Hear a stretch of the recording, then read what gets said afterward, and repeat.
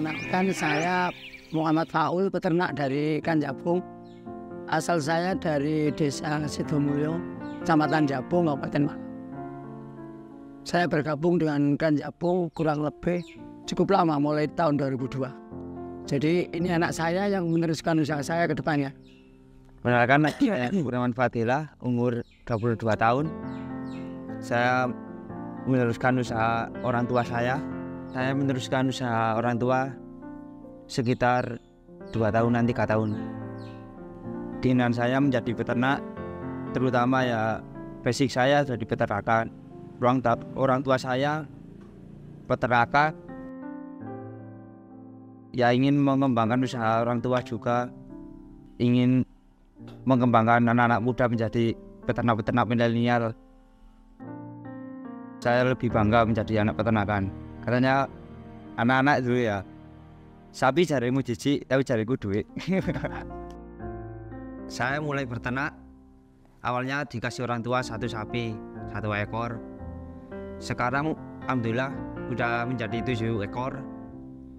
Ya saya selama menjadikan 7 ekor memanfaatkan waktu sekitar 3 tahunan, karena saya memanfaatkan pembiayaan di BMT Kanjabung.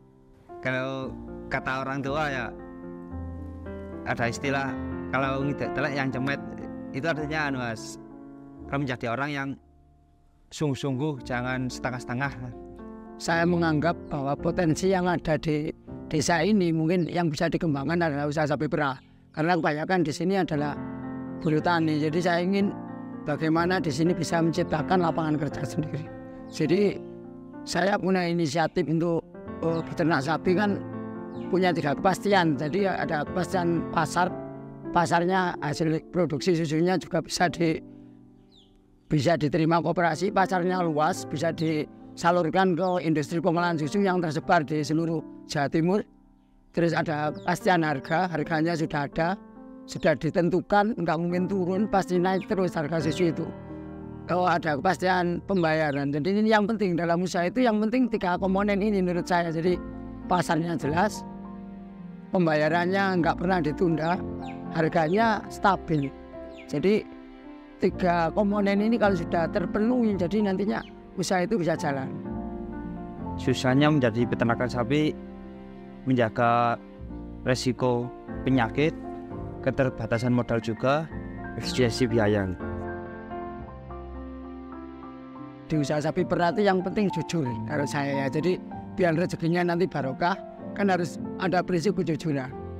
Kalau kita gabung dengan koperasi kan kumpulan orang yang bersatu di suatu lembaga yang bertujuan untuk mencapai kesejahteraan bersama. Jadi harus nilai kejujuran harus dipupuk terus. Jadi jujur, misalnya kita setor ke koperasi harus ABC, kalau saya asli, bersih dan cepat, kan gitu ya. Asli itu maksudnya susu harus asli, berasal dari ambing sapi sendiri. Jadi nggak boleh dicampur air, dikasih bahan apapun, asli, terus bersih. Proses pemerahannya harus bersih. Jadi kami di usaha kami ini berusaha untuk bersih. Bersih itu kan pagi sore kami mandikan sapinya pakai mesin perah, gitu kan. Jadi kalau masih memakai mesin perah, paling tidak kami sudah berusaha untuk mencapai standar bersih dan najis nggak ikut masuk, gitu. Jadi harus bersih, harus cepat.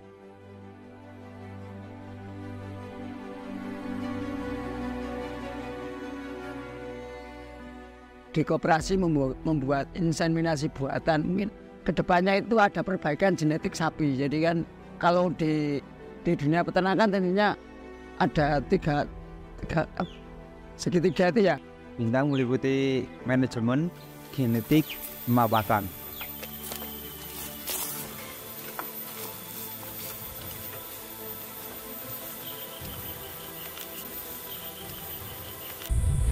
Lahannya dari mana sampai mana, Mas?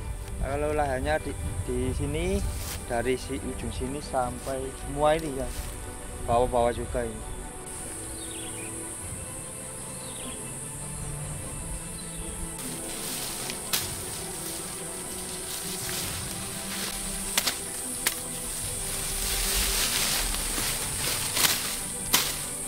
Ya dengan rumput ini bisa menghemat biaya pakan. Kalau menurut saya jadi yang pertama itu memilih genetik sapi yang bagus. Jadi kalau di usaha saya ini di kandang saya ini kan minimal target produksi 14 liter itu baru dapat keuntungan kan gitu. Jadi kalau di bawah 10 menurut saya itu masih minus, bahkan bisa minus. Jadi saya memakai makanan tambahan di samping rumput. Kalau rumputnya nanam sendiri, terus ditambah tambahan disamping padi ini tadi ada yang bantu rumput ya. Jadi yang kedua pakai ampas singkong, ngambil dari Lumajang kerjasama dengan pabrik itu. Jadi sekarang mahal, sekarang 675 per ton. Jadi saya manfaatkan itu juga pakai wafer dari pabrik. Jadi pemberian konsentrat bisa efisien. Jadi kan biaya terbesar di usaha sapi perah adalah pakan. Bayangkan di per kintalnya itu konsentratnya 400 lebih, jadi 400 lebih. Jadi kami berupaya untuk mencari alternatif pakan yang dari segi nutrisinya bagus tapi harganya di bawahnya. Jadi biar dapat untung gitu kan. Lebih 60% dari biaya itu sapi perah itu. Biayanya tinggi untuk pakannya. Jadi genetiknya harus memilih genetik yang produksinya minimal bisa 14 liter. Saya tidak target tinggi-tinggi, jadi sesuai dengan fakta yang ada aja. Jadi 14, 15 sampai 20 maksimal kan gitu.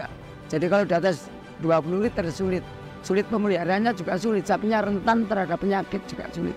Jadi lebih efisien kan kita sangat peternak tradisional, jadi peternak kerakyatan, jadi bukan farm. Kalau farm memang di atas itu memang.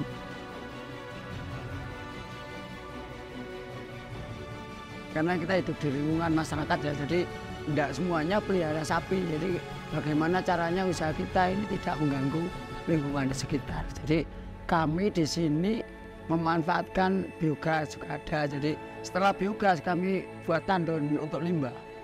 Jadi ada saluran di sini ke sana, ke lembah sana yang dalam itu. Itu kan setelah masuk ke biogas nantinya disalurkan ke situ lewat pipa besar 6 dim. Jadi nggak mencemari lingkungan. Jadi kalau di musim kemarau dimanfaatkan untuk seluri itu limbah yang dimanfaatkan untuk pupuk tanaman tebu. Jadi saudara kami kan banyak yang jadi petani tebu, jadi kami istilahnya kerjasama.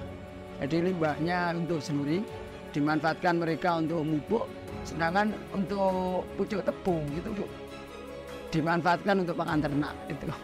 Itu yang kami lakukan.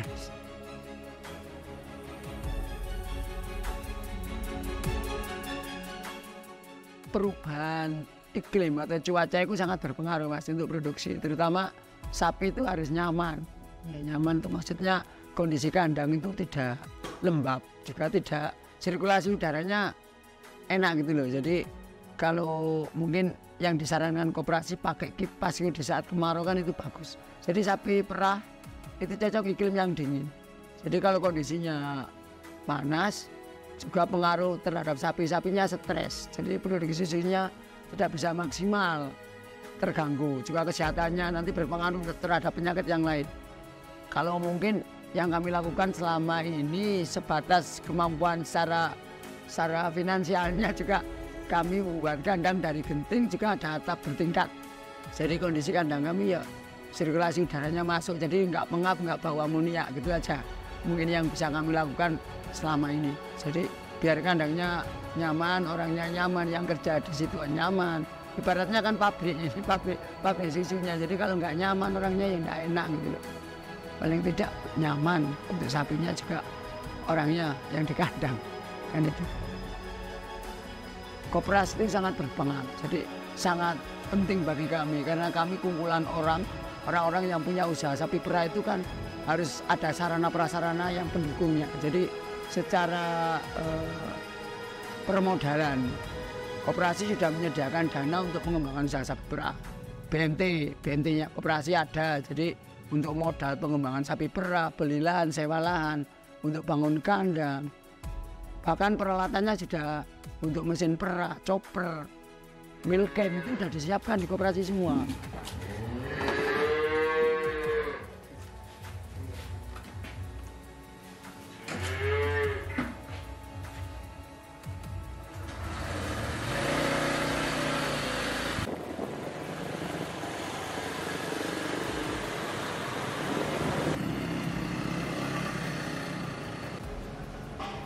Tinggal kemauan orangnya untuk berkembang, mau berkembang apa tidak itu loh. Jadi yang terpenting mungkin kalau menurut saya bagaimana kedepannya ini koperasi ini bisa terlanjut terus, bisa anak cucu kita bisa menikmati manfaat dari koperasi. Jadi saya punya inisiatif kemarin ya, ini anak saya untuk belajar usaha sapi perah untuk kalangan anak muda itu bagaimana caranya agar nanti usaha sapi perah ini tidak terkesan soro, istilahnya soro itu tidak menarik dan tidak menghasilkan uang.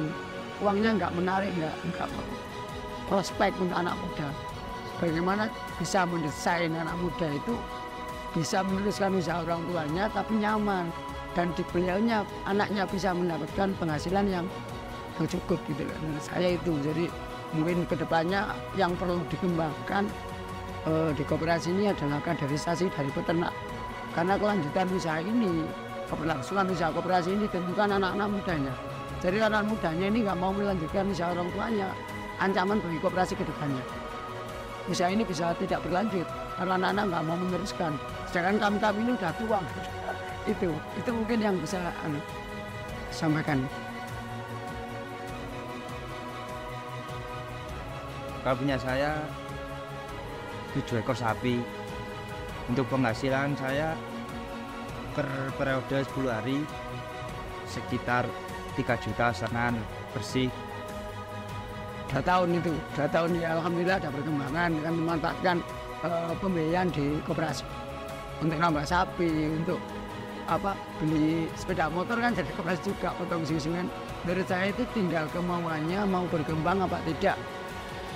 Ini memang fakta yang tidak nambah yang kurang, yang kami juga faktanya memang ada nilai positif bergabung dengan koperasi. Jadi tinggal kita bagaimana bisa menumbuhkan semangat untuk berusaha.